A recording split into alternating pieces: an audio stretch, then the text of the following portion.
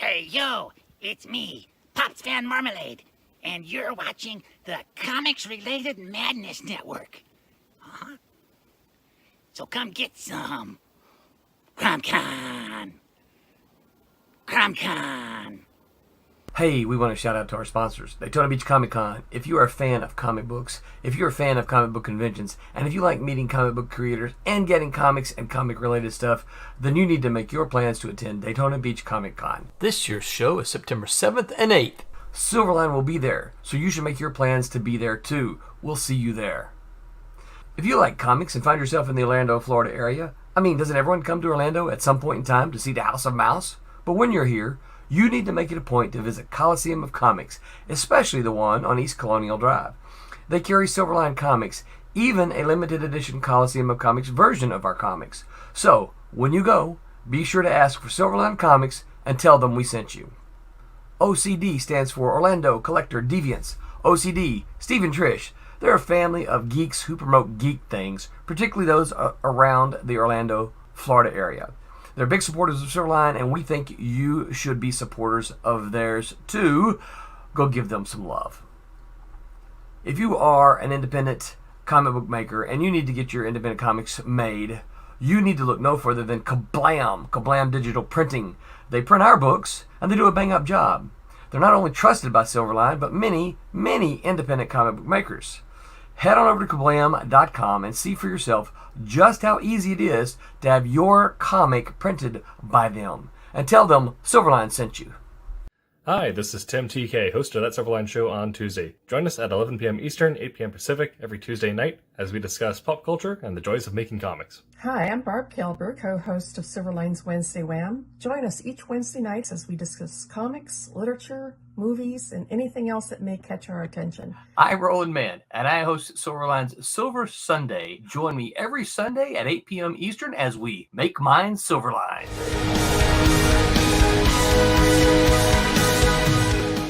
Creating beyond calculation, beyond politics, and beyond the big two.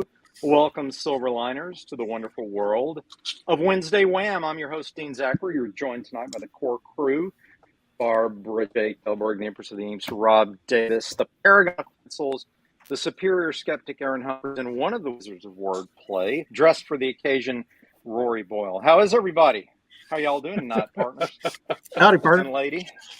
We know, by the way, just so everyone I'm going to have to go get my hat. I know, you got to find your hat, Rob. These are not obviously... I've got one. Good. Bring it out, Ken. These aren't obviously official You cowboy purchased hats. it brand new in 1882. Yeah. Off the rack. That's how authentic it is.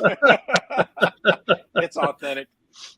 Working on the range with it all the time. Obviously, tonight's subject is Cowboys in comics. We're going to be talking about Western comic books, the influence of Western entertainment in general on comic books, and the opportunity for that Western theme to be resurrected, perhaps, in new comic books. I think the time is now. But before we go a little bit further, Aaron has a screen to share. We want to talk about our giveaway. There's a giveaway drawing for Silverline, and what it is for 4 two-day passes to the Daytona Beach Comic Convention. It's a great deal. 4 two-day passes to the Daytona Beach Comic Convention on September 10th and 11th. So all you have to do is subscribe to our YouTube channel. It's youtube.com/c/Silverline Comics. That's youtube.com/c/Silverline Comics. Subscribe to the channel, like it, and qualify for 4 two-day passes to the Daytona Beach Comic Convention, of which I will be attending, and several of us will be there. I think Rory's going to be there. So Aaron, possibly not. He's been banned from all shows from henceforth. Yeah.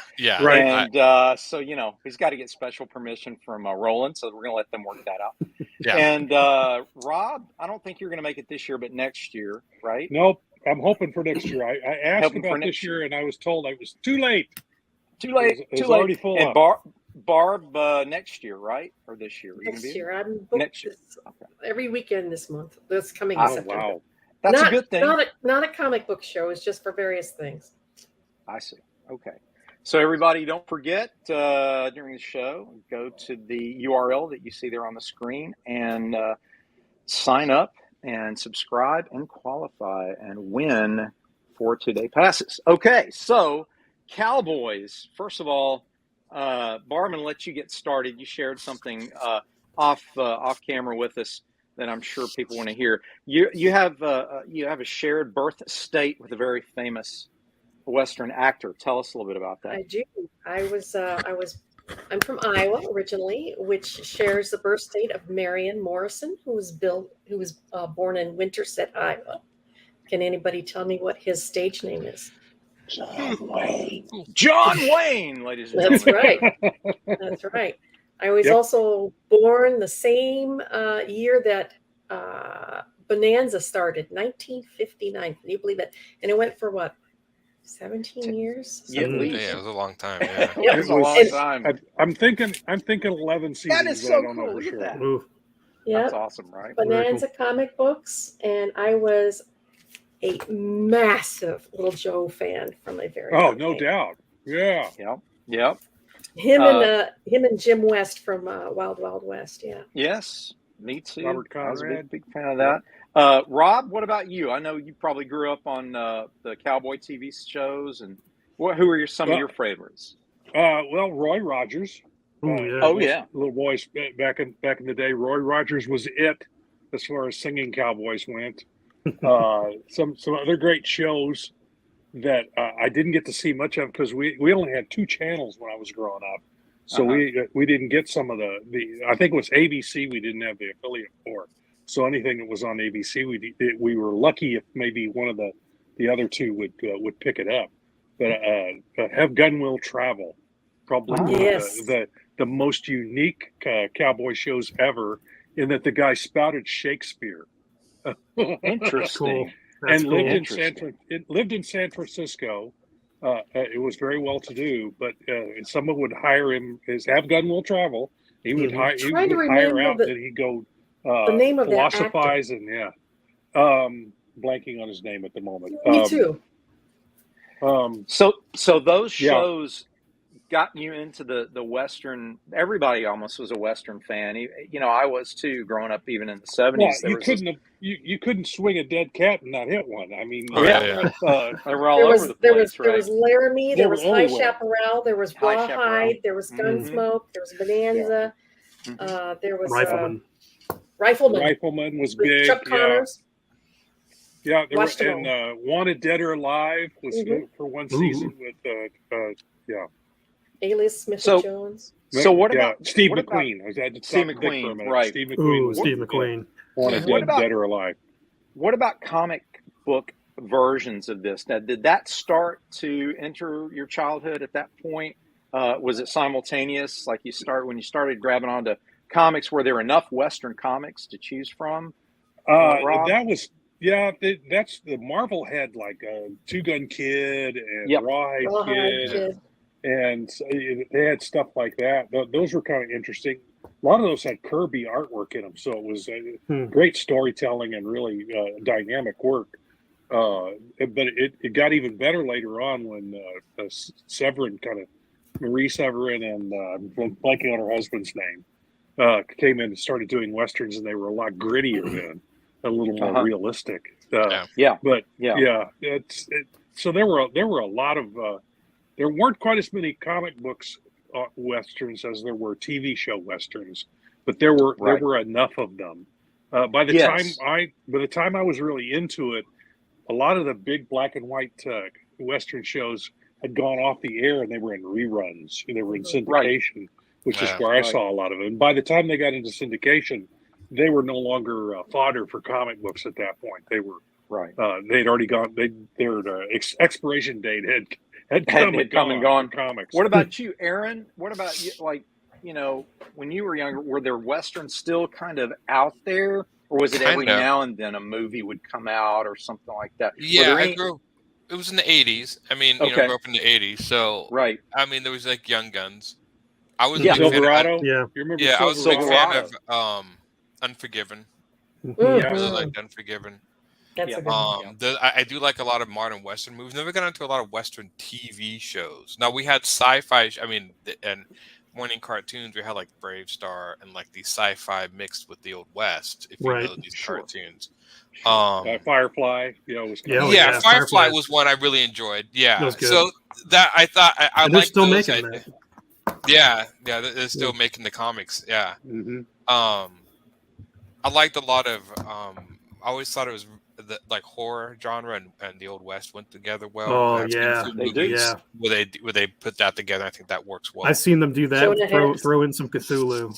Yeah. Jonah Hex. Yeah. There was even an interesting hybrid 10 years ago called Cowboys and Aliens, which is kind of Mhm. odd. Yeah, Yeah. that was a It comic started out book, as a and then comic book. Yeah. yeah, and then they it came got a made movie. into Right. a movie. Yeah. So is it fair to say, though, that as we get into the Bronze Age, 70s, the horror genre kind of blends a little with Westerns, and then I think horror so. superheroes sort of take over, and Westerns kind of take like that second or third seat back, but movies start bringing things back. So every few years Yeah.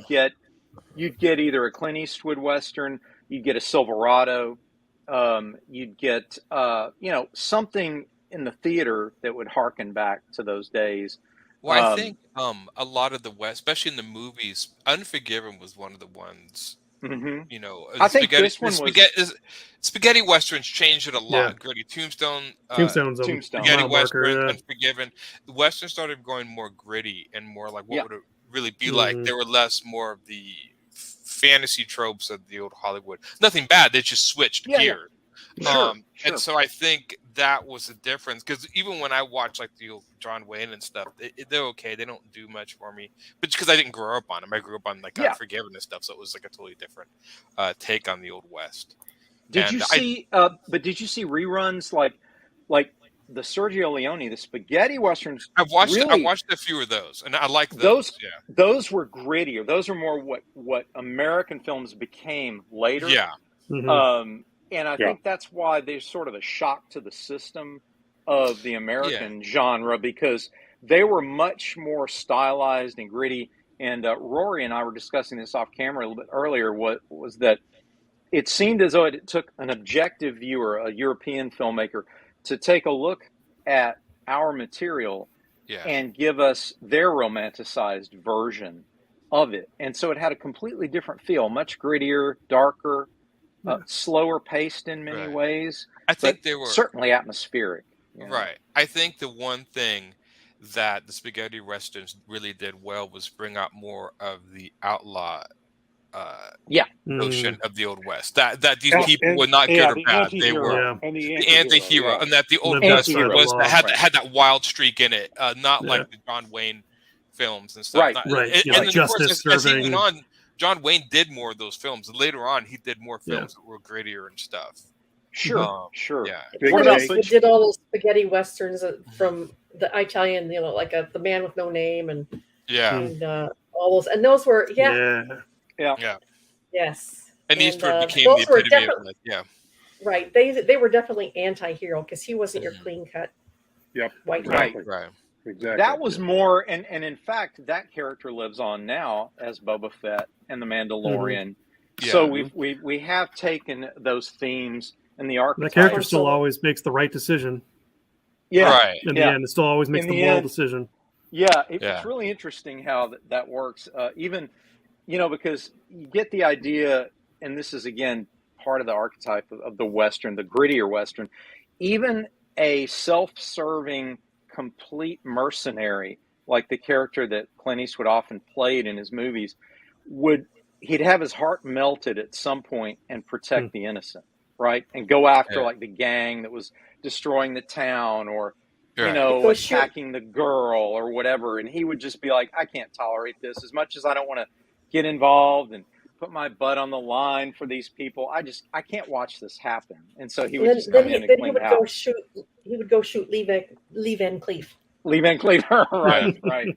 So that was always interesting to me and that added another layer of tension because as you're suggesting, Aaron, in the early days, you had the dark hats and the white hats, and everybody Right. knew who was good and who was bad. It was very clear cut, like High Noon. Yeah. But then you get into the modern ones, and the transformation of the mercenary, the transformation of the cynical sort of outlaw character into a defender of the innocent was always fascinating. It's like, what's going to make him? What's going to be too far? You know what? Right. What's going to make him finally, like, you know, do something good? You know. Yeah. Well, that's what I like so much about Unforgiven, because he didn't do the right thing, and I think even regardless of it being a Western, just a storyline, because it was the idea of like they could never see past what he did. He could never be forgiven for what he was, and so he finally at the end just embraced it. He was like, fine, if this is what you think I am, then I'm just going to dive whole into it. And I mean, and I remember Eastwood talking that he really wanted to show the West as like death is death. Like there's no right or wrong. It's just, I mean, this guy just happened to be a killer and stuff. But I remember a line. Was it a line from that, Aaron, where am I remembering this line correctly? Doesn't Eastwood's character deliver a line where someone says to him, you know, you've got it coming, and he says, we've all got it. We all got it coming, because that was the kid, and that, I mean, even at the end of the thing, because in what he was he was also critiquing the romanticizing of the Hollywood, because if you remember in the movie, there was a writer who was writing about these gunslingers, and when he finally came face to face with Eastwood after he wasn't shot, he, you know, was romantic, like asking him, you know, was totally enamored with this guy until Eastwood turned the gun on him. And then he realized, like, this guy's just a straight up killer. I do remember my favorite line from that was he was like asking Eastwood, like, so who'd you kill first? Did you kill like Little John? I think it was like Big John, or because he was the best shot first or whatever. Right. And Eastwood's like, huh? And he's all like, well, who's next? And then he was like, well, I got lucky in the order. He's like, but I've always got lucky when it comes to killing folks. And it was just like the idea that was his natural gift. He just was good at this. And that just... It's like Wolverine, right? Yeah. It was just such a great line because it's so casually spoken. It's just like, so speaking of Wolverine, Hugh Jackman, if we can... the Australians have a similar history with the same kind of cowboy character. I think they're the only other country that is so similar. Hugh Jackman, was it the Drover movie? I believe so. He did that, and then there was Quigley Down Under, which is actually Quigley Down Under, great film. Down Under with Tom Selleck. Yeah, we were talking about the proposition to be a cowboy. I mean, he makes a great cowboy, but Tom Selleck is tall. I mean, no matter how much you see, like no matter any other actor, that guy's got to be 6'6" something. I'll tell you who was Sam Elliott's up there. into Cowboys, and that was Sam Elliott. Yeah. Absolutely. That man was born a cowboy. He was born with a mustache. Are you born mistaken? I think he lives up here, around my area. I think he's on a ranch. Now, he may not still be here, but I know he lived up around here for a long time. People see Sam Elliott. He was that guy was 1883. Yeah, and he shows up in those random places too. The man who killed Hitler and then Bigfoot. Yeah. That guy. Yeah, he's the only guy that can still pull off that mustache. Okay. Oh yeah. Kurt Russell also makes a good cowboy when he actually. Kurt Russell pulled off a great cowboy in Tombstone, and Val Kilmer, man. Kilmer was my favorite. Yeah, I'll be your Huckleberry. I'll be your Huckleberry. Perfect. Sam Elliott, Val Kilmer, and Kurt Russell. Just absolutely fantastic. Who was the other guy? Oh, there was another guy. That was Bill Paxton, right? Bill Paxton. Yeah. Oh, Oh, yeah. It's probably the only movie where it's all over, man. You didn't get that line. Yeah, you didn't get to say it's all over. I know. He was such a. I'm amazed at how many kids nowadays don't realize how many internet comments are from that movie. Like Game Over and stuff, like they don't. There's so many snide comments from Aliens, especially Aliens. That movie, Bill Paxton. Yeah, absolutely. Absolutely. And that was very early in his career. Had he made any films before that? Or I think he did. He was in Terminator. Early on, he's one of the first people who gets killed by the Terminator. I think in Terminator 2. Yeah, he's actually the only actor that's been killed by the Terminator, the Alien, and the Predator. I think so. He did all three. He actually pulled up. That's awesome. He was Cameron's right-hand man. So Bill Paxton, everything, he did weird science. And that's why I love him. He paid, God, what was his brother's name? He played his brother, which was, and Bill Paxton just had a way of hamming it Oh, up. that's right. It was really funny. It was God, what was his name? But I loved his brother in Weird Sciences. Yeah, and Bill Paxton, when he died, that was probably one of the up there that was a loss. I was like, man, no, not Bill Paxton. And no matter, he actually starred in this Edge of Tomorrow movie with Tom Cruise. He was a drill sergeant, and he was still funny. I mean, every time that guy would pop up, I would just love Bill Paxton. Yeah, you just start laughing. Yeah, very, very likable. Apparently, I heard he's was the consummate gentleman on in the movies. Very nice man. I heard the same thing as well. Yeah. So back to the Western ideas here. Let's talk about. We've covered a lot of the popular culture influence of Westerns. What comic books have you seen lately that reflect title? I'll start by saying I saw that Dynamite actually has not only Zorro, but the Good, the Bad, and the Ugly franchise. And Zorro's kind of an odd Western because I still consider it a Western. It's a pre-Western, really, because they were still using muzzle loaders. Right. It was. I think it actually doesn't take place like not revolutionary times, but just before this. I know it's like it's not. Is it in the Old West?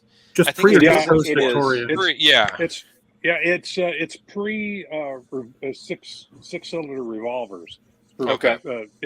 Like I said, they still use the still muzzle loaders and so on. Yeah. So the themes are the same. The sort of masked Avenger. I saw the Lone Ranger is still a title. Yeah. And you think about this and you think, well, it still has a niche market. What type of comic books? Because think about it, the Magnificent Seven is basically the Seven Samurai, right? And it's interpreted our way. Star Wars, the Hidden Fortress. Yeah. A lot of people consider Episode 4, Star Wars to be a type of space Western as well. Although that's stretching it. Image has got a current comic Western. I haven't read it, but I would like to. It's called That Texas Blood. I saw that when I was in my research, but I haven't read it. There's two comics I read. There's one I got from a company called TKO Comics called, I think it's Seven Deadly Sins. Okay. And that was an Old Western comic. And then there's one I've been getting off Kickstarter, and I think I need to get the last issue called Lead City. And that was Lead actually City, that sounds cool. And it was like this guy comes upon this town, and apparently there's this contest that people come into town for, and there's like an abandoned town up the hill. And then it's just like it's a big shootout. Last man standing wins, and he gets caught up in the he has to get some medicine. He gets caught up in the thing. But I think that's definitely cool. I like Old West comics, and I think if they're done, especially if they have unique art styles, I think it'd be really done well. Well, then you have to round up Mobius's Blueberry. Oh yeah, just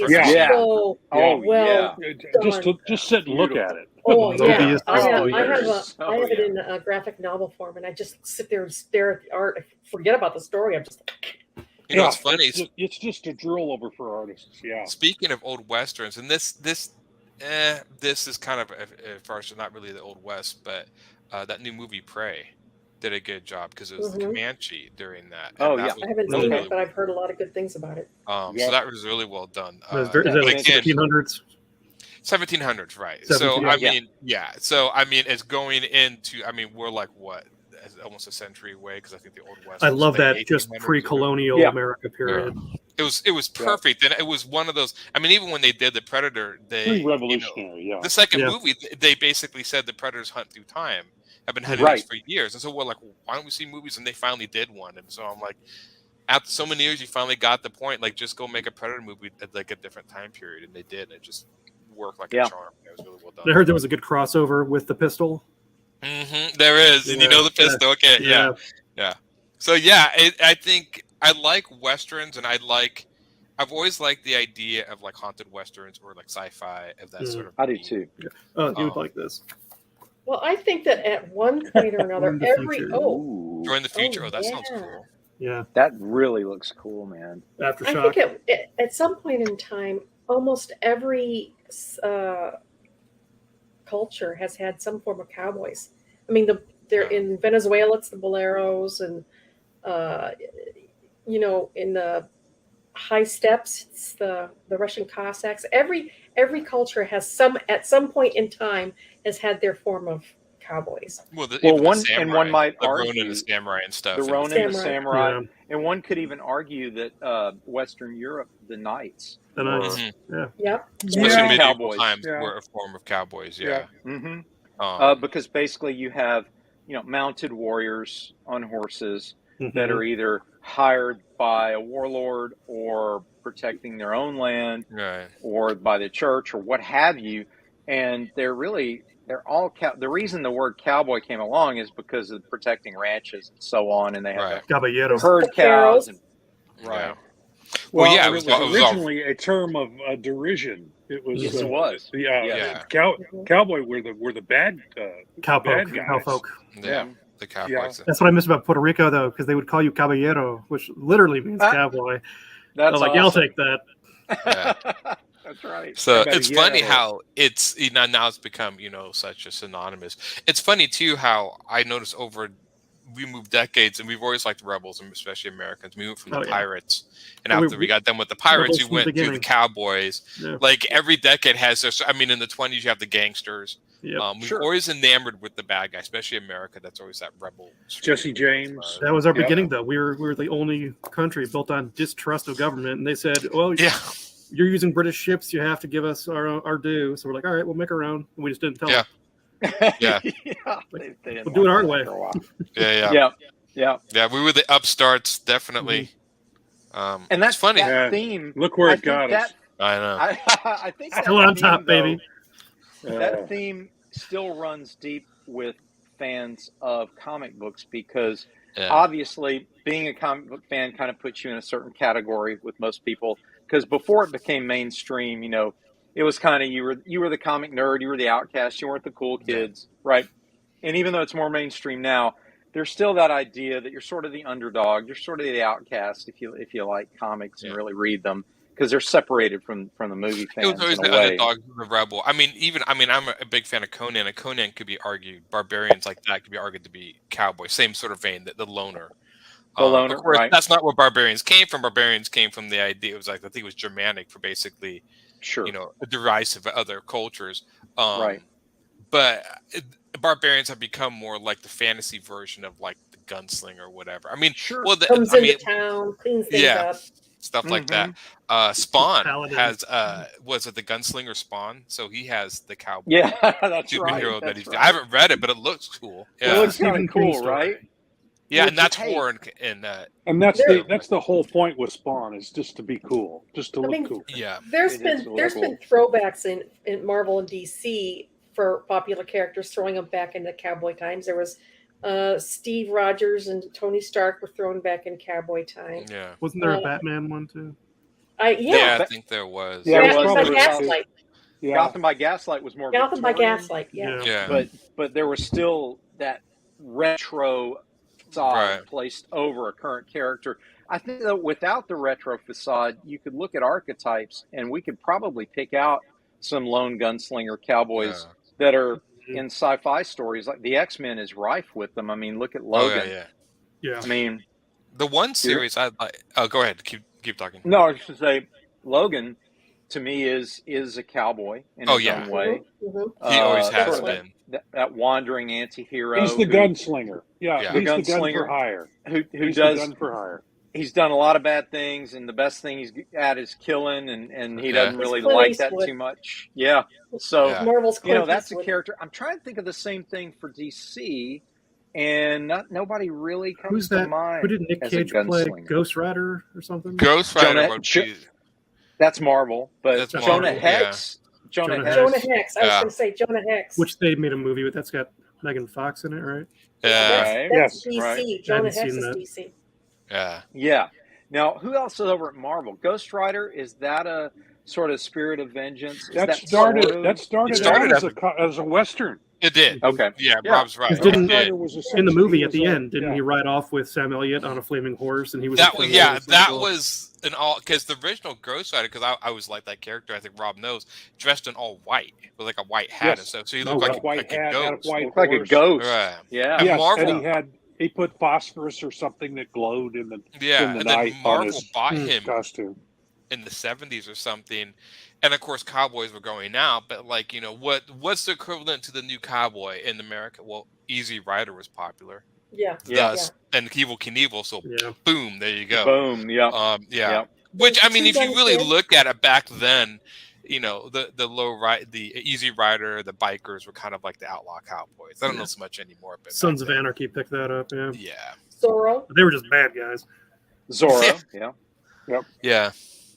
Did they do a Zorro comic? They made a Zorro. There is a Zorro comic. Dynamite has the most that I've seen that where they feature them. They really brought up. They have Zorro. They have Lone Ranger. They have. They actually have the good, the bad, and the ugly as a title. It's interesting to see. You know, they're not super popular, but is that because the genre is going away? What do you guys think? Is it going away, or is it about to come back? I think it's on. I think it's coming back. It's coming back. For one thing, I think the TV show Yellowstone really kicked it off in TV. Yeah. Because now there's 3 westerns in development. There's Walker Independence. Okay. And at least 2 other ones. I Bass read about them that are Bass that are Reeves. which is 1883. That was so good. The spin-off right. of Yellowstone. But Yes. they're doing I highly Bass recommend Reeves. If you have we've talked about Bass Reeves before, haven't we? About he was a black man, a runaway slave, who became a marshal in the Indian territories. And some people say he was the prototype of the Lone Ranger, although there's really no association whatsoever. Right. It was just crazy. I was crazy just some of the looking stuff he did. at the TV guide today of the upcoming new series, and I saw at least 2 new series that are coming. One of them is Walker Independence, and I can't remember the other one. And in the last decade, there's been some really, really good high production movies and Deadwood. And that's what it takes.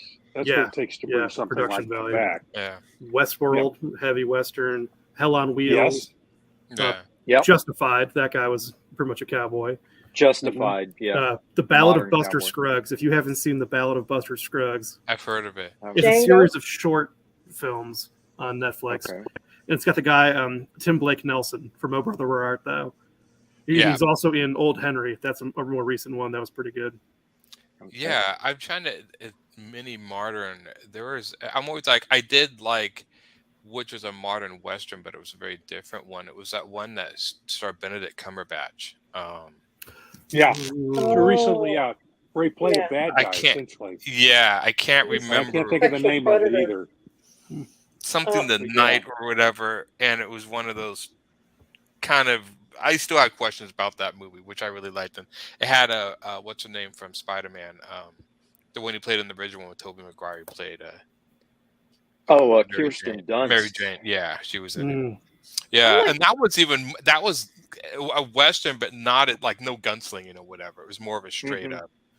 Like I like Django Unchained. Yeah, I like that. There's plenty in production now, and there's plenty of popularity. Do we have at Silverline any Westerns in development? Does anyone know? Or there's some secret stuff happening behind the scenes? I could pump out a story in a week.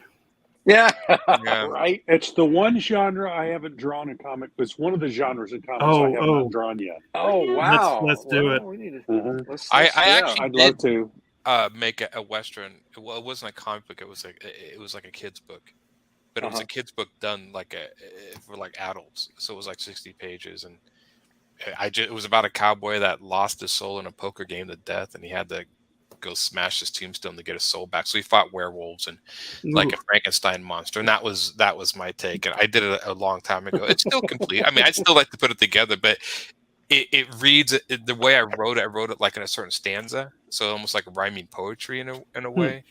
And so very different. That was the one Jim Valentino looked at, and he really liked it. He's like I wouldn't know how to sell this because it's so different. He's like, but if I saw it, I'd buy it. And I'm like, best compliment I got. Still got it. I just got to put it together. Roland says, if it was a secret, shouldn't it stay that way? We can always talk around something. We can hint about it to kind of build up interest. Wasn't Roland supposed to be a we secret? We don't know for sure whether there is anything like that happening, do we? Don't you want to take Roland's little cartoon face there and put a cigar and hat on him? The way he's got that look. Put it back. Put it back and get a little hat and cigar on for you. Yeah. Yeah, absolutely. No, I think that would make a great genre. If you guys come up with a Western, I'm definitely going to draw a cover for it. Just holler at me. I'd love to do that. That would be fantastic. So, Westerns that you'd like to see as comic books. We're going to start with Barb. I used to watch a cowboy show in 2000 and 2001, I think it was. It was a TV version of The Magnificent Seven. It had Michael Bain, it had Eric Close, Ron Perlman. And I loved that show. And it had all the guys were good looking.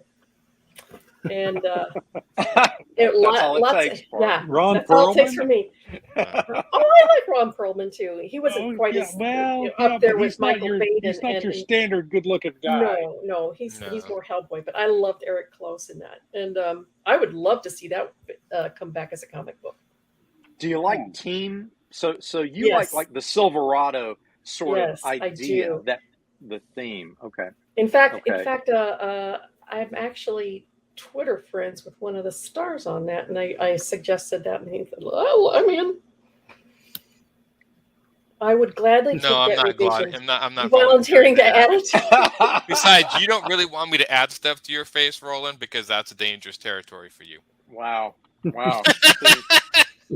I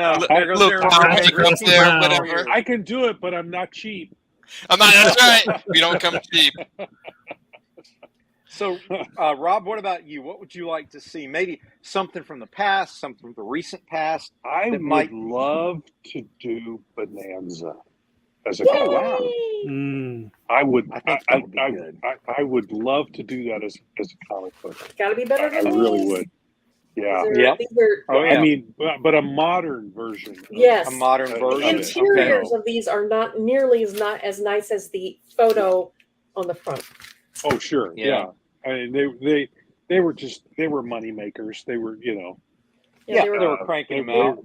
What is it about Bonanza that was so appealing, do you think? Rob, tell us what was appealing to you about it. I liked the whole concept where it was set, where it was this family that they were self-made. The Ponderosa was bigger than Rhode Island. The land area of the Ponderosa was actually bigger than Rhode Island. Where it's set is beautiful country, and the fact that they were very honorable and very good people.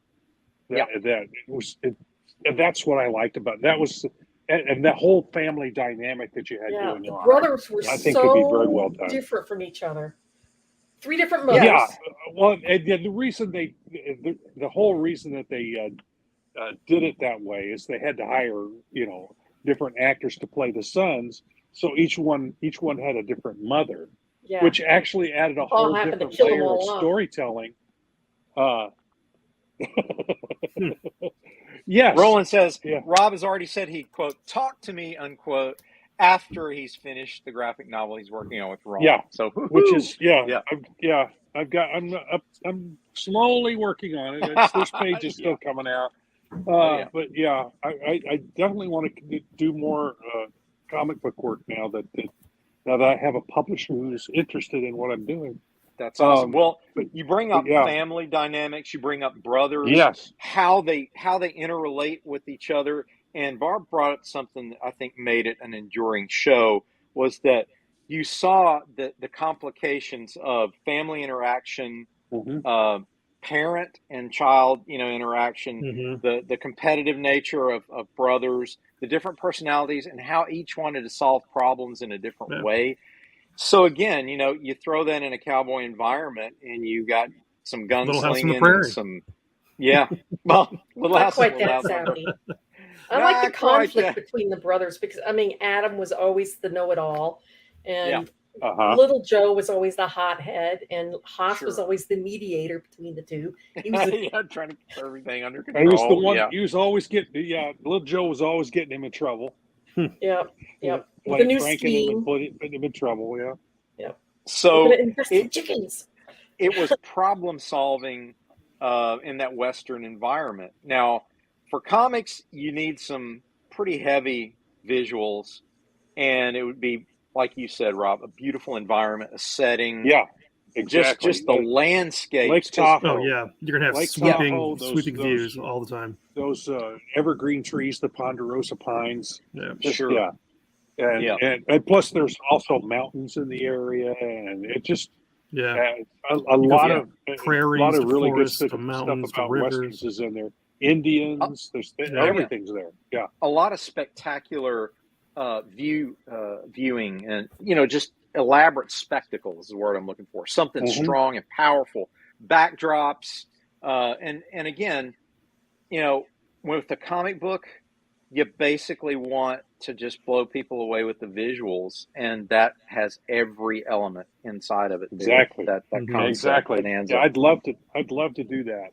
I don't know who has the rights to it, but probably they tried to do a reboot of the whole story called Ponderosa. On I believe it was some sort of Christian network that had done it, and they hired. Didn't they hire Michael Landon's son for that?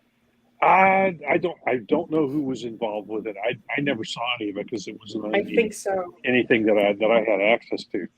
But I read about it. I think it lasted 2 or 3 seasons. And it was about when they first moved to the Ponderosa.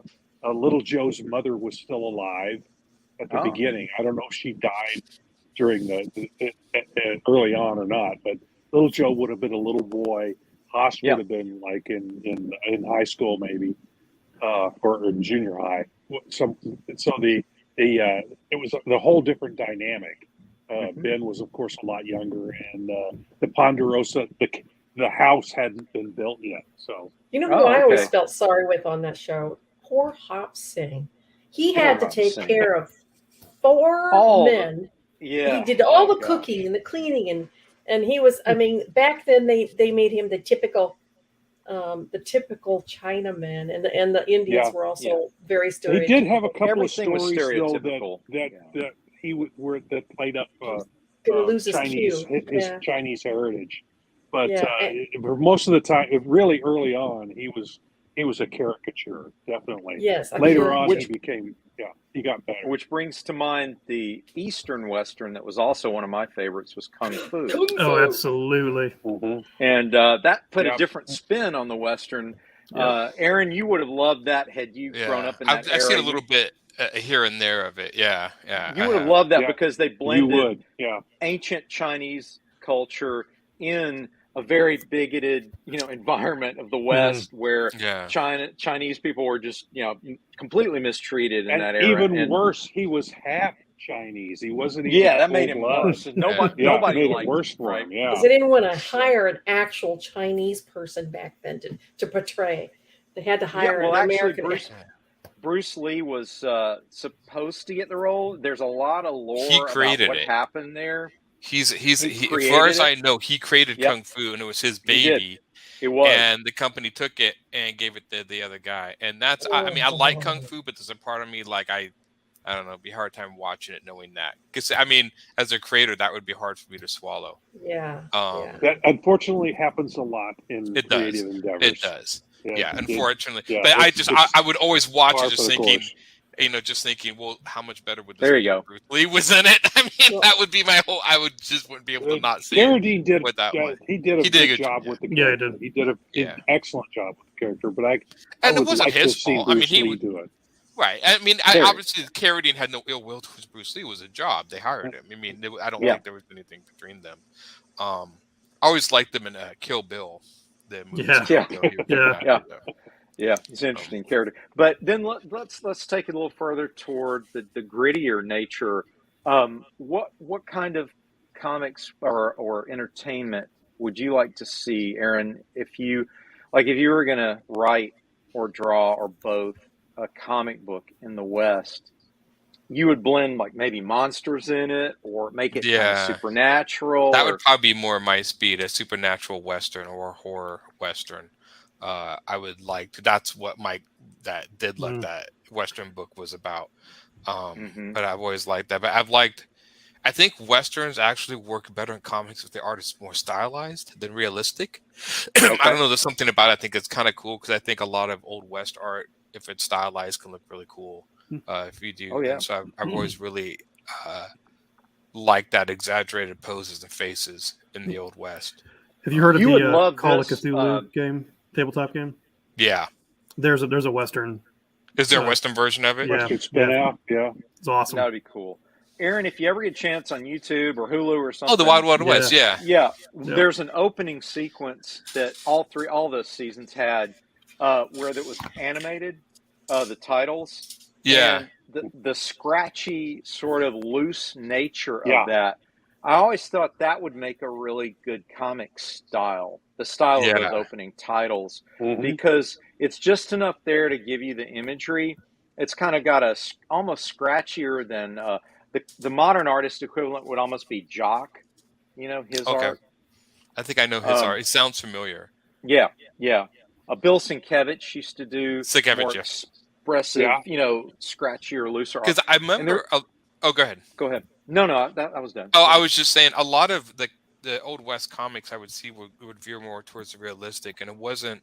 So I started seeing people exaggerate Old Westerns here and there, like the trench coats and the hats and stuff, that I'm like, okay, this is kind of, they started blending it almost a little more with Grindhouse style of art. And I thought that, I was like, okay, now you're on to something. This is kind of cool.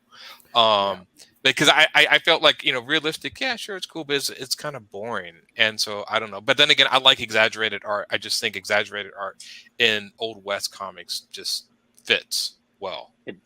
Definitely. Check out Blueberry, though. Yeah. Oh, well, Mobius, he's in a class. Mobius, man. Well, that's kind of stylized. Yeah, it is. Mobius has always been very stylized. Here's a little known fact: Cowboys didn't actually wear, most of the time, didn't wear cowboy hats. Yeah. They wore derbies or sombreros or beaver skin hats, but cowboy hats came along later. The people think, they wore the dusters and the cowboy hats. No, that's a lot of Hollywood. That's a Hollywood stuff. Yeah, they would go with whatever's practical. There were 10-gallon hats occasionally, like Haas used to wear. Right. Well, the old idea that the showdown in the street with the quick draw, that was a Hollywood event. That was never. Yeah. You wouldn't let yourself be that open. Yeah. That didn't. I mean, it's a cool idea, but I mean, it's a trope. It's a trope. Yeah. It's a storytelling trope. I know Ken Burns. He did a series on the Old West. I've yet to watch. Oh it. Yeah, his stuff's good. Yeah. Civil War one was amazing. Yeah, I've seen that Aaron, twice. You guys are familiar with the TV series 24, right? From a while back, right? The first, the idea of 24 was that you were seeing it unfold in real time, hour by hour, right? That was the gimmick. One of the most classic Westerns, High Noon, is actually a template of that. High Noon takes place in real time. It's the same day. It's leading up to noon, and the leading character has just gotten married, and he's being encouraged by the upstanding members of the town to leave town. Look, you're not a lawman anymore, because Gary Cooper was reaching that age of retirement. You're not a lawman anymore. These bad guys just got out of prison that you put there. They're coming to kill you. We know it. We know they're released. They're on the way. You just leave town, live happily ever after. And he almost does. But at the end, he turns back to protect the town because he knows they're just going to come in and just tear the place up and hurt everybody that he cared about in the town, and he couldn't leave. So they have the showdown, But what was nice about it was that a comic book using that level of real time would build up a lot of tension. Because I remember watching that movie and first started watching it as a kid. And I'm going, this is an old movie. It's going to be boring. I'm not going to. And I was glued to it because of that very fact. Was we were counting down in that's real a storytelling. time. Yeah, that's a storytelling trope. It's funny because I watched the first time bomb. Yeah, the first season of 24, and it got a little. I watched it with my mother because she likes that kind of stuff, and it got a little too much. I mean, by the end, we're like, I understand what they're going for, but there's no way all of that took place in 24 hours. Right. Just no way. But it's a cool concept. Yeah. Right. Roland says they did wear bandanas all the time, though. Wore them like bandits to keep the dust out of their mouths and nose. And they did, but they weren't the short little bandanas that we see. They were massive pieces of banditos. Yeah. Yeah. Hey, Ryan. Hi, Ryan. How are you? He said, Barb, what's up? Yep. And then Westerns and comics can work if you create something like a Longmire or Justified. That would work. Longmire was excellent. I got into Longmire until they started getting into the political stuff, and I had to let it go at that point. I didn't want to go there. 310 to Yuma remake turns 15 next month. Wow. That's impossible. That was like 2 years ago. Yeah. That was I feel old. the guy from Gladiator. Russell Crowe. and Batman. Russell Crowe versus Batman. Yeah, the Batman guy. Yep. Yeah, that was a good Christian one. Bale. Yeah. Except he gets killed partway through. I'm putting spoilers out here now, but yeah. Well, I think 310 to Yuma, wasn't that a remake of an old film? Yeah, it was. It was a short story by, and I'm blanking on his name. The guy that old age sucks, doesn't it? Yeah. 310 stuff gets filed away back in the back. It's so much dust you can't get to it. I'll sit up in the middle of the bed tonight and go, "Hey, what's the so and so?" Yeah. But he also wrote the Black Dahlia thing. And his family was actually involved in the whole Black Dahlia thing, but I can't think of the Is that writer's right? name. Yeah, Hawk, Ethan Hawke. No. Elmore Leonard. Elmore Leonard. Yes, thank you. I had to look it up. Leonard. Yep. Yes, he Googled it. Mm-hmm. I did indeed. Hey, I did. That's my memory. That's what the internet's for, right? That's yes, sir. Right. Yep. I certainly did. The original film was in 1957 with Glenn Ford and Van Heflin. So and Christian Bale. Yeah, Christian Bale played. Christian Bale and Russell Crowe did the remake. Yeah, they've done a lot of remakes of Westerns. I mean, they did the Griffin. That was the Grifter, or they redid that one, which is a John Wayne. I'm surprised they've never done Butch Cassidy and Sundance Kid. Now, maybe that's not possible because it was Redford, and it was Redford and Newman. I think it did that. Mm-hmm. It was Redford and Newman. Yeah. So it may not be possible to do that, but I've always been surprised. They did it. They did a TV show that kind of riffed on it. Yeah, they did a TV show. Yeah. It was called Butch and Sundance: The Early Days. Yeah, do that well, but it was I know they Smith sometimes. And Jones. Yeah, Alias Smith and Jones. Why I remember that, I don't know. What was the Bruce Campbell Western? Bruce I know what you're Campbell talking about. It was a right. TV show. It was Something Kid. Oh God, what was Bruce that? Okay, Campbell no, I did had a Western. It was one of those TV weird. Yeah, well, it it's was Bruce one of those Campbell, weird, so you take it Briscoe, as Frisco Kid. Yeah, Frisco County Jr. Yeah, yes. that's it. Yep. What was the show that always had it was the two main characters? It was hey Cisco, hey Pancho, let's ride. Oh, you talking Chips? That's Cisco Kid. Chips, right? That's Cisco Kid. It's Cisco Kid. Okay. Cisco Kid. Cisco Kid. Cisco Kid. Yeah, both of them were Latinos. So now that think about it, it was the show Chips, kind of like a modern day Old West. I mean, you got cops on bikes. In some respects, you can argue in some. I guess you got to remember watching all the time. They were the Briscoe County. Briscoe County Jr. Yep. So, what was it about that show that you guys liked so much? I like the fact that it was sci-fi and kind of spooky and weird. Which one? The Briscoe? Briscoe. Yeah. I never saw it. I knew of it, but I never saw clueless. No, it's good. I don't know. I haven't seen it in like a long time, so I don't know if it holds up to the test of time, but I remember it being very funny. What'd you like about 3:10 to Yuma, Rob? Tell us a little bit about why is that a compelling story? Well, you got Russell Crowe's character who's constantly trying to escape and keeps getting caught, and escapes and he gets caught.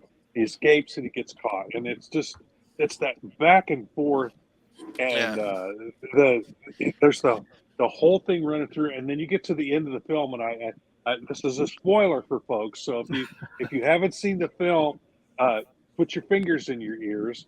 But at the end of the movie, he does the right thing.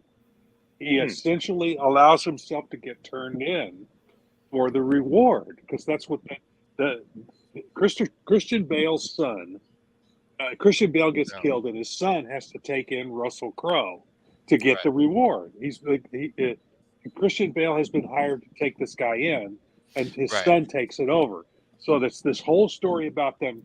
The bad guys, Russell Crowe's guys, trying to get him, and he actually helps the son, and finally gets turned into the cops, and then escapes at the last second, so that the kid can get the reward, but yet he still leaves. He actually shoots his own henchman at one point, so that he can get turned in. Yeah, I do remember that. So, what a great little twist at the end. That's a good twist. Yeah, that's a good twist. It's worth, and even me telling it, it's still worth watching. Even if you know all this, you can still watch the film and go, "Wow, what a great story!" That's a good recommendation. Yeah, I enjoyed the heck out of it. What about Butch and Sundance? Why do you guys think, aside from the obvious, charisma of the two leading actors, you got Paul Newman and Robert Redford? But it was the chemistry those two had. Yeah, was that what sold it? Yeah. Okay. And I think that's why certain movies can't be remade. I mean, I remember for a while they wanted to remake Escape from New York, which is you could argue is a sci-fi version of a Western. It's a Western. I don't think that can be done either. No. You can't take Kurt Russell out of that. And Kurt Russell even said that he would said I'd be angry if you remade that because him and Carpenter made that character. Yeah, they invented that. And Carpenter always said Snake Plissken was a future version of a gunslinger. That was his whole intention behind that. Well, it made sense if you look at it that way. Sure, yeah. Yeah, even in the second movie, which I know a lot of people don't like the second one as much, but I liked. I thought it was stupid and fun. But he has he has a trench coat and his two pistols and stuff. Very much the gunslinger. I mean, you can tell they were basically doing it as sort of Clint Eastwood type character in the future. He is clearly doing Clint Eastwood in the first one when he's being given his mission. Aaron, you remember the scene? And he's at the desk, and Lee Van Cleef is like, the president's plane just went down in New York City, and he just looks back and goes, "President of what?"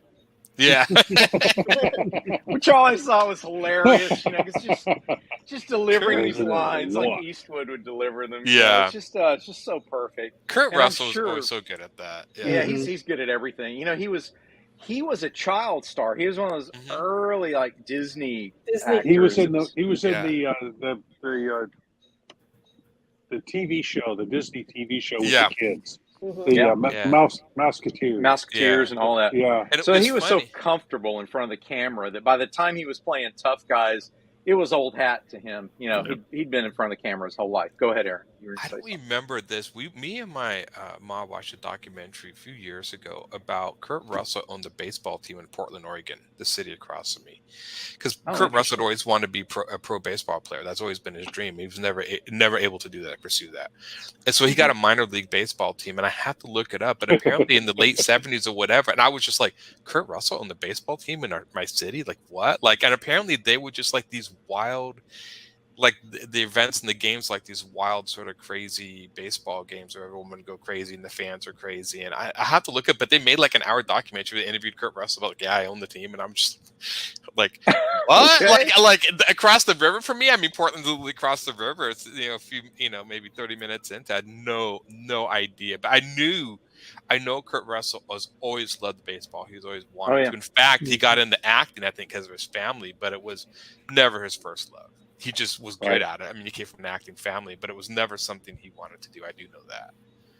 Well, he's certainly good at it because he played some of the more iconic, leading characters. Well, him and John Captain Carpenter. Yeah. Yeah. Oh, yeah. Well, him and John Carpenter made, Big Trouble in Little China. I watched the other day. Oh, yeah. There's That's so many movies so good that he has that made. Fun. Yeah. Oh, that's just great. You know, when I was recently watching Shang-Chi, I just got around to watching it. I really enjoyed it. All I could think of was, imagine if that had the effects to do that and do Big Trouble in Little China. It would have been hilarious and so much more realistic. But, you know, it was a perfectly timed sleeper cult classic. It was people funny. Didn't get it, but it was funny. It was funny. Apparently, I read, and I didn't know this, John Carpenter's original idea for Big Trouble in Little China was to set in like the Old West or Old China. It was supposed to be a historical film, and I think like he didn't have the money for it or whatever, so they just turned it into this modern day film, which I think was just way for the better. I mean, that was just I thought so too. Yeah, a lot of people. It is very one of those movies. Like when you try to explain it, I'm like, I don't know. You just have to see it. It's just weird. It's weird, very movie. Odd. It is, but it's great. So yeah, odd, but in a good way.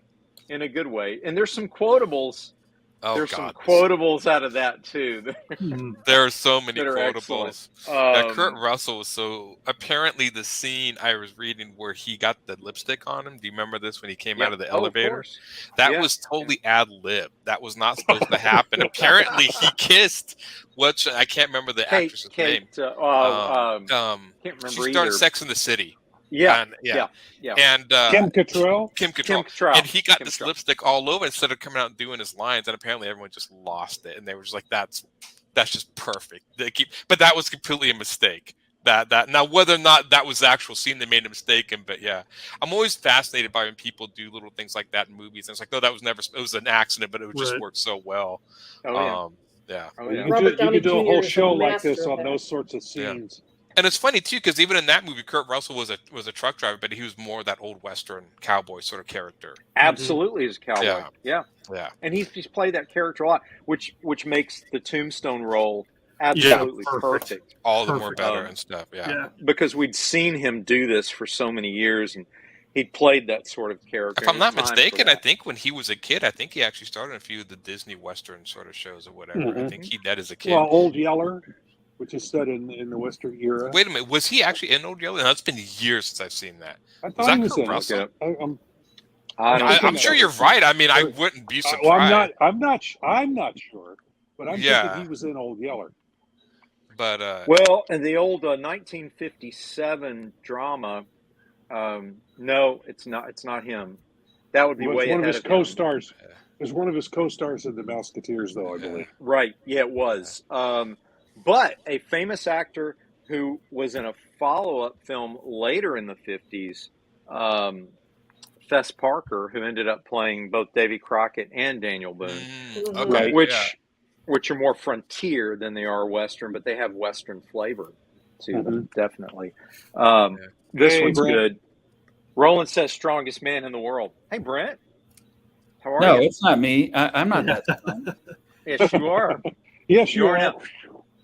There, and apparently you were a big Disney kids teen actor as well. So look at that. Very well done. Hey, Brent, what's your favorite Western, and what Western would you like to see done as a comic? Do you have one? Do you have a favorite Western? Oh, geesh. We've been having fun just talking around not just the archetypes and why they were popular, and you know how in television in the 50s, 60s, and 70s, but mainly 50s and 60s, what a dominant part of our pop culture and the entertainment world that Westerns were. And we were just talking about what we'd like to see either from that era or from current films that would make a good comic book. You know? Well, I mean, even not that about Brent here, but like the Ultimate Lawman. I mean, I'm a huge Judge Dredd fan, and that guy's the Ultimate That's a Western. Lawman. Yeah. He's the sheriff. Yeah. Does Serenity count as a Western? Oh yeah, I think it does. Yeah, I think so. Yeah, I think it does. Yeah. Okay, then there you go. There you go. I love that. Aaron, have you seen Outlaw Star? Yeah, I saw. I've seen parts of it, but yeah, I know of it. Yeah. Yeah, I'd call that a Western. That, and I think Cowboy Bebop is a good. Yeah, Cowboy Bebop really hit on that Western theme or whatever. Almost, and it's funny because they almost didn't wear a lot of Western aesthetics, but the mood and tone of that was very much in that style. Yeah, very Western with like a jazz soundtrack. Yeah, it was really interesting. Really? Yeah, it's Cowboy Bebop. Yeah, it's definitely a unique blend. It's a Western. It's almost like a 20s gangster Western space film mixed together. It's another one you can't remake. No, they tried with TV and it just no.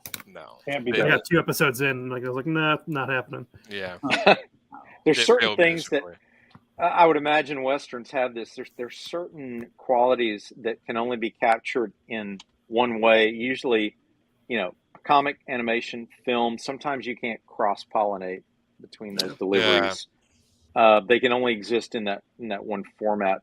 I think that something like Cowboy Bebop falls into that category. It exists better as it is. Mm-hmm. As an anime. So, what was the one? Have you ever seen V is for Vampire? No, not Vampire Hunter D. There's another one with a girl in the lead, and her name is she's a vampire hunter. Talk to Blood. That's it. Blood.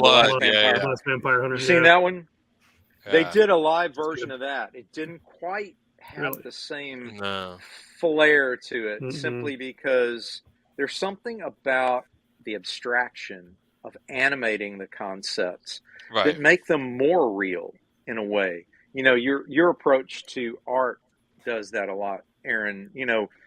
It's caricatured, but in a way, there's a purity to that caricature. That's what I've always liked about that type of abstract art. I've always liked the comic art and art that exaggerates or pushes art in that, because you making it realistic is cool that you can do that, but to make it something unique that no one's ever seen before, something I get more into. Because Joe Mad is one of those characters, especially like Battle Chasers and stuff. I'd never seen stuff like that. So very, very invigorating for me. But there are a lot of people who just love realism. I've always been the guy of but then I grew up with the Image guys, and they were all exaggerated, especially McFarlane. He was all about pushing out exaggeration. So and even the other Image guys, you could even argue that somebody like Jim Lee, some people might call him realistic, but he's exaggerated. He's more stylized than you think. You look at his glance and you go, "That's realistic." No, not really. No. If you compare Jim Lee to Neil Adams, Jim Lee is much more stylized than Neil Adams. Neil Adams is much more realism. Yeah. But even Neil Adams is when you break it down, it's actually very stylized as well. It is. It's not as realistic as it feels. It feels realistic, but I think it felt realistic because at the time comic book art was so simplified, and you see Neil Adams coming out in this detailed motion, like, wow, this is so realistic. But looking back on it, no, it's exaggerated as well. And you know who made that? The artist that makes me feel like I'm doing complete caricature, Alex Ross. Oh yeah, because that's just photographic. I love Alex Ross. I think does a good job. The thing that just kills me about Alex Ross is every time he does a picture, it's looking up. They're always looking up at the character, which I get the idea because superheroes are supposed to be bigger than things. You want to look up at them, but I'm like, dude, just you're always looking up. The like camera. Yeah, move it a little bit. You're just like every single image. I'm like, Alex, you're killing me, dude. That little crank on the bottom of the tripod will raise up the camera. Oh yeah. Superman is always. No, I love his work, but I would agree with you. Too many of that whole godlike vision. Worm's eye view. I get what you're saying. Yeah. And the other thing too that he does, and I don't think he means to do it intentionally, because it does a lot of models that were dressed in costume for him. But sometimes he draws the costumes into, like, I remember he drew a few Wonder Womans where you could tell like the gold thing, like that looks more like gold tinsel or gold like than actual metal. Like there was something about it. I'm like, I think you're painting more of the costume. His stuff looks a little more like looking a little more like a costume than a suit of armor. Works with Superman and Batman a little bit. When you start seeing suits of armor, I'm like, okay, no, that's looking like it's taped onto the costume. There was a few of them, I'm like, maybe you need to get the reference in the costume, but then look at actual metal, whatever, because it's not the same thing. Yeah. Well, it's If his. you've ever, it's his style. It's a his futuristic It is. style. Oh yeah. Absolutely. If you've ever looked at Boris Vallejo's art, Oh God, yeah. he uses a lot of direct model reference, and because he's such an excellent draftsman, you can tell that it's a posed model. And in that realm, just personal taste for me, while I admire how awesome his skill set is, I prefer Frazetta because Frazetta is so expressive and loose and unrealistic. It feels out of more here instead of out of here. It's alive. It has a life to it that's beyond just capturing the photorealism. And I think ultimately that's why, there are people who say, well, Dean, you draw realistic. I'm like, not really. It's a surrealism. It's anchored in reality. Yeah. I wouldn't even want to draw total realism. It's a lot of work. Number one. It's funny because Boris Vallejo always reminded me a lot of like Bart Sears. Bart Sears was like Bubble Muscle Man, and he knows his anatomy, but everything is so stiff. Like he just, it looks like he took his characters, like inflated him or something. And nothing against you, Bart, you're an amazing artist, but and Boris Vallejo, he's like, yes, it's very realistic, but it's too stiff, like you said. When you look at Frank Frazetta, I mean, you can see the energy and the tendons and the muscles. And he's got you got the gesture of the movement. It has of the power. A friend of mine asked me early on in my career as a comic illustrator, a buddy of mine asked me, he said, well, that's not really accurate. I mean, did you use reference? And I said, well, it just wasn't powerful enough when I drew the actual from the reference. And he said, well, wouldn't you want it to be accurate? And I always told him, no. I said, I'd sacrifice the accuracy for power. Yeah, power. The look cool, whatever. Yeah. I mean, that was validated by Spawn, by McFarlane, who was really the master of that, taking that exaggeration to the point where it was really out there. Anybody who admires Kirby. That's what I was going to say. Absolutely. His anatomy is all wrong. Yeah. Oh, yeah, absolutely. Works, yes. But it works. It works because it's strangely enough, if you're consistently wrong, it becomes your style. And as dumb as that sounds, it's true. No, it's like you're absolutely right. And I mean, if you look at Tom McFarlane, Tom McFarlane, he has muscles where I don't know, he's just adding muscles, and he said that. It's like, look, just add muscles, whatever. But it looks cool. The 8-pack. The 8-pack, But it's funny how that works, because it's like, well, this isn't accurate, and then if the guy sticks to it, you're like, okay, that's his style. It's a cartoon. I know. It's a drawing. Bigger than life. World peace here. We're doing entertainment. And I think it's important to do that, because I think the more you try to get realism and you screw up your anatomy, the more obvious it looks. I mean, nobody texts McFarlane, your anatomy. This is like Rob Liefeld. Like, I've come to appreciate. First, when I was learning to draw, I'm like, Rob Liefeld sucks. Now I'm starting to appreciate him a little more and more and more, because he just stuck to it. It's like, no, this is the way I draw my stuff. And with all the other comics I see exaggerating, Rob Liefeld's fine. I think he sometimes tries to do somewhat realistic anatomy and doesn't work. I'm like, no, stay to your stylization, because that works for you. Yeah. And he's never let that stuff get to him. All the naysayers, like, no. And I mean, he's one of those guys, like, I mean, people can run him down and run his art down. He's like, whatever, and just does it, makes money. So I'm like, props to the dude. Yeah, that's what it comes down to. He cashes the check and goes home. Yeah. And you got to give him props for that. I personally don't care for his style, but there's plenty of people out there that like it. That just love him. Who am I to say that's wrong? I can't. And there's some stuff I've seen that I really like his, and some stuff that I haven't. It's a hit or big. I think he has a lot in assistance too. He's laughing all the way to the bank. Oh yeah. Yeah, exactly. Yeah, he's. In that same vein, the same sort of image school of the mid '90s, one of my favorites is Mark Silvestri. Yes. Mark had an incredible, powerful style. It was like if you blended Frazetta with Jim Lee, right? And that's to me how Mark's work was. Mark was, strangely enough, and I would say this about Mark and Jim Lee, I thought were better in their earlier days. I think they've gotten more stiff and more sort of root. Like I've seen Jim Lee pull out the same pose a few times, like Jim, buddy. Okay, we've seen that a few times.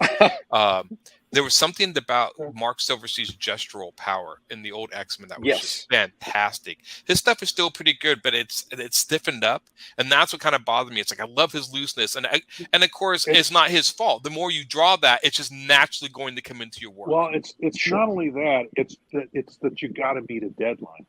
Exactly. And I think that helped him. Actually, Image is not about making deadlines. It's about drawing cool stuff. Right. And however long it takes to draw that cool stuff. Yeah, it takes a long time. And if you're doing gesture and that just to get it out on the page quick and move it on, that actually is strangely has a great freshness and power to it that you can't capture if you can't study it. It has to just flow. Well, every artist has had the old I got to draw the layout sketch for my drawing, and you're never able to replicate. Like you draw the layout sketch and it looks amazing, and okay, now I got to redraw it again, and you never can. You can't capture that. You can't capture that again. It drives you nuts. That's where scanning in a light box comes in real handy. Just really get that. Yeah, what you do is you blow it up and you put it on a light box and you try to trace that sucker and get that power. It gets close, but it's still close, but it doesn't quite do it. It's funny because it's hard to train new artists to go fast because everybody wants to take their time and go slow, and I'm like, no, at first go fast. Just like attack that page like it insulted your mother, right, or something. but just like attack it, go for it, and you'll get that out. Yeah. But it's hard. They don't want to do that. They want to take their time. I'm like, no, just go for it. Start moving. Well, less is more. A lot of times, less is more. Mm-hmm. That's something I'm learning. Your instincts will take you the right place if you let. Yeah. If you've practiced enough, there's a point at which your instincts will take you the right way. It's funny because people have been asking me now, and I'm sure they've asked you, like, so how do you draw? What do you do? And I'm like, I don't know. I'm usually thinking about other stuff where I'm doing it. Or, like I'm usually, it's so rote anymore. I'm just usually like, I don't even know what I'm doing. I'm just like, channeling what's I don't even work here. Let your subconscious take over. It's like any kind of storytelling. When I'm reading a script, I'm seeing the movie in my head. You know? And then when I actually do the thumbnails, I freeze the scene and move the camera to the most interesting pose I can get. When I'm writing, I do that. Moment. Good movies are good training for comic book artists. I think absolutely throw that out there. I point people that way when they ask me how to learn how to tell stories. Really good movies. Strangely enough, another place to get good strange, especially for poses and action, is video games. I used to get a lot of my poses and stuff from video games because they would repeat the action over and over again, and they repeat the environments. That's what got me into drawing and liking to draw environments, because I realized when I played video games, it wasn't about the characters, more about the environment, the world you're building. It started getting me interested in exploring these worlds, and I'm like, well, I'm going to put that in my own drawings as much as I can, and that's why I started getting more interested. If you have the time to think about what is in this room, you're the set decorator. Right. For this scene, what would be there? It's not necessarily described in the script, but it tells you where you are. Okay, well, what would be there? And you can have fun doing it. I mean, you can add history to places and rooms and stuff. Yeah, it's fun. I tell artists, like, I know it's boring, but add history, like why this tree is there, or why this clock is there, and then think it through. Why is that there? What? How did it get there? Yeah. And that's how did we get here from Westerns and comics? I don't know, but it was an interesting. Aaron and I always kind of head this way. I think. Yeah. No, it's an interesting journey. I mean, because you have to come about. How would you envision these worlds? We were doing Westerns. You had already mentioned that Aaron had that looser is better than super realism, and I think there's something to be said for that, because the Western idea is so iconic. So you want to loosen up and have fun with it. And even the stories, I like the fact that people are blending genres with Westerns, right? Well, so you got everything from Cowboys and Aliens, You can get a more out of haunted it. Western or Wild Vampires Wild and Westerns, that would be awesome. wouldn't that be That would be cool? good. Yeah, But you have absolutely like right. the Westerns and the tall tales go hand in hand. I mean, Mhm. it Absolutely. just totally works for those sort of straightforward, uncomplicated stories. Westerns just work I mean, perfectly. we've had Abe Lincoln Vampire Hunter, I but know. that doesn't take it to the Cowboys. I want to take it to the Cowboys. Take it to the Apparently, Cowboys. I had a friend who worked in a library, had a patron that came up and asked him the book about Abraham Lincoln Vampire Hunter, and it was something like the guy actually thought it was real. Like he thought, like come this on, guy wrote this seriously? book, and like somebody wrote a book revealing that Abe Lincoln was a vampire hunter. He had to explain to him, like, no, it's fiction. It's not. Yeah, he wasn't really. No. He was a good, he did a lot as a president. He wasn't that good. He wasn't killing vampires and running the country at the same time. Swinging an axe around. Yeah, no. That is hilarious. Probably So, Bucky. if you were going to top Western your Buffy. list, Western Buffy. There you go. Oh, Old West, right? Why not? if you were going to see, there's an idea right there, Rory. You got, submit that to Roland. Yeah. See what happens. I thought of it. I know. Barb, I'll let you color it. Barb, you write it. Concept You by Barb. color it. You write it. Rory can write it. Rory can write Aaron it. can I'll draw ink it. and I'll ink and color it. So We're we've gonna got be big. we've got to remind everyone once again, go to YouTube and sign up for the giveaway. Oh yeah. And we're gonna talk about it again. This is the 4 2-day passes to the Daytona Beach Comic Convention, September 10th and 11th. All you have to do is go to youtube.com/C/Silverline Comics. Go there, subscribe to the YouTube channel, like the post. If you want to get these 4 2-day passes to Daytona Beach Comic Convention, and then you can come see me and Rory and a lot of folks who are going to be there. Brent, you're going to be there, aren't you? I'll be there. Oh, yeah. Oh, rock on, man. You get to hang He's out. why I couldn't go. He took my spot. See? I didn't know. No. But it'll be a blast. Please join us there. I hope that we have covered a lot tonight. Brent, did you want to chime in? You came in late. Is there anything else you wanted to say about Cowboys and comic? Did you have a favorite comic book that was Western related? No. We're not a fan. Just a little before my time. Okay. And yeah, I don't know. So not really a I'm a Western. fan of everything. It's exhausting keeping up with the stuff that I'm a fan of now. Yeah. That you're around now, right? Exactly. Feel that. Yeah, it isn't in your wheelhouse then. Westerns aren't in your wheelhouse. You know, Not- I not love something you're that good interested in. movies. So Yeah. I've seen a lot of great Westerns. Yeah. I saw Once Upon a Time in the West a few months ago. Good, very long. I enjoyed it. Yeah, And it's a little, Yeah. rough sitting through that one. What about Silverado? Did you see that one, Brent? I enjoyed Silverado. That's a good, Young, Desperado. Desperado, yeah. Desperado. Young Guns. Yeah. Young Guns. Well, that was mentioned earlier, but that's a good film. That is fun. Mm. That's a lot of. See that I'm surprised that wouldn't be adaptable into a comic book. Because you've got younger. It could be a characters, series, yeah. It Yeah. could be an ongoing series easily. Mhm. Yeah. You mean Young And Guns? Yeah. Yeah, Young Young Guns. Guns. Yeah. hmm And then you get Bon Jovi using to characters do another like song them, for if it. not those characters necessarily. Yeah, you could But, do something like that. So we've thrown out a lot of ideas, but I think Silverline needs maybe and it's stable at some point in the future. Yeah, Perhaps we need to do a Western. we need to do a Western. Yeah, absolutely. Yeah. Even if it's part of a short story anthology of Yeah. something we do. Something. If I that'd be great. wouldn't mind. I wouldn't mind doing like a 6 or 8 page story in an anthology. That would Yeah. finally scratch the itch I have Yeah, to do yeah. a Western comic. Mhm. So yeah, Would it be strictly Old West, or would you blend some other bit of genre into it, what would you do? As long as it's got cowboy hats and 6-shooters, I'm fine.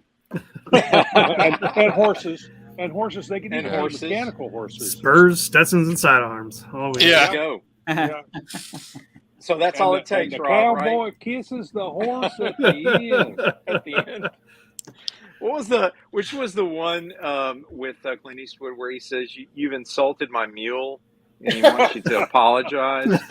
Remember that? Is it 2 mules for Sister Sarah? No, I think it's a fistful of dollars. I think it's fistful of dollars. Maybe, yeah, that sounds right. You've insulted because it's my one mule. of the spaghetti westerns, and he says, He's not very happy. I'm not going to leave here till you apologize to him. And they all are just laughing, and he just stares at them ice cold until they stop laughing. And then all of a sudden that tension is there, and it's awesome because you have no idea, and you're like, "Oh man, these guys are so dead." I know. Of course they are. He just takes all 3 of them out, boom, boom, boom. So you have to have a shootout with the fanning effect. Yeah, right? Yeah, you got to fan the hammer. Always love that too. Even though that is so illogical, but. Right. Yeah. There's no way you can aim accurately fanning. Oh yeah. No. Oh yeah. If you're close enough, you can. Remember, those guns were a lot heavier, so the recoil was less. And they were inaccurate at distance anyway. Oh so God, you yeah. had to get close when you used them. Yeah. There's very little barrel. If you talk to any gun expert, they say that fanning is totally a Hollywood thing. It does. I mean, in real life, it's very illogical. Spray and pray. That was the earliest spray and pray.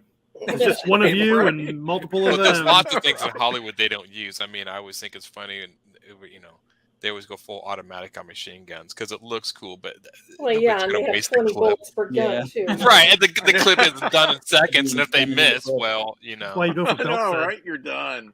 Yeah. Have they started reloading at least in some of these movies? Some of them. John Wick does an actually pretty good job of putting reloading. That's actually true. Even though John Wick is more fantasy than real, he does reload in the movie. He does reload, and he actually does a brass check. The guy and takes his gun, and it might even be more efficient. So, Dean, weren't you supposed to do a promote something? Yeah, he did. We did. Oh, you did. Oh, I was thinking. How about the upcoming Kickstarter? Yeah, the Kickstarter. I thought we'd mention that as well while we're here. But that starts September 12th. Yeah, I believe it is. Go for it, Rob. Talk a little bit about that. We're gonna the 4th and final issue of Twilight Grim is being sold along with kickstarted along with what is it, Sirens 2? Sirens. I'm doing a cover. Look at that. Hey. That cover looks familiar. And that starts here in the next couple of weeks. So good call. Keep an eye out for that. We will talk more about that. But we will. The 4th and final issue of Twilight Grim, and if Roland hadn't announced this, I was going to say, "Can you do the Kickstarter? I finished this thing a while ago. I want to see it. I want to see it out there." You can yay! You can sign up to be notified of the upcoming Kickstarter. Yeah, absolutely. Also, as part of that Kickstarter, Kalis Volume 2. I was thinking it was Kalis, but I wasn't absolutely sure absolutely. If that was the third one or not. But yes, Kalis. So, that's awesome, guys. Some pretty cool covers on that. All 3 of them. Oh yeah, I'm looking forward to that. Y'all go check it out, Silverline Comics. And it looks like we've come to the close of our broadcast tonight. I appreciate all you guys, and we always like to close by saying what we say. Happy trails. We do say happy trails. Happy trails. Silverline partner. Hi, my name is Sergio Cariello, and make mine Silverline.